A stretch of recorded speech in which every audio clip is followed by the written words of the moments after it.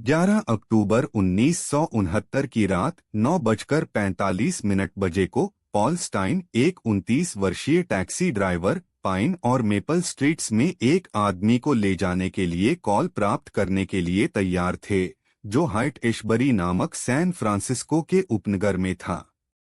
Paul को पता नहीं था कि यह उनकी आखिरी सवारी होगी। टैक्सी ने चेरी और मेसनिक स्ट्रीट्स के कोने पर रुकी, जो यूनिवर्सिटी ऑफ सैन फ्रांसिस्को के पास थी। एक अचानक हड़ताली पीछे के सिर पर, और पॉल ने सिर ढककर जान ली। टैक्सी के पीछे खून लग गया था और सड़क के बाहर एक खून की ट्रेल मिली। उस रात का दृश्य एक भयानक शांति का था। प्रशांत महासागर से धुंध एक अपराध स्थल पर एक मिस्टी की परत डाल रही थी। एक छोटी सी भीड़ इकट्ठा हो गई, जो सायरन की आवाज और मुंह से दबी बातचीत से आकर्षित हुई। पड़ोसियों ने एक ही गोली की आवाज सुनी, लेकिन पुलिस ने बाद में पाया कि पॉल स्टाइन का सिर एक पेन नाइफ से जोर से मारा गया था। हवा में एक असहज भय का एहसास था। पॉल स्टाइन एक सैन फ्रांसिस्को स्टेट यूनिवर्सिटी का स्नातक, एक अच्छे दिल का था, जिसका चेहरा जल्दी से मुस्कराता था और जो अपने घर को प्यार करता था। वह अपने कॉलेज के प्रेमी से कुछ साल पहले शादी के बंधन में बंधा था। उस भयानक रात वह सिर्फ एक जीवन जीने की कोशिश कर रहा था, सैन फ्रांसिस्को की सड़कों पर यात्रियों को ले जा रहा था।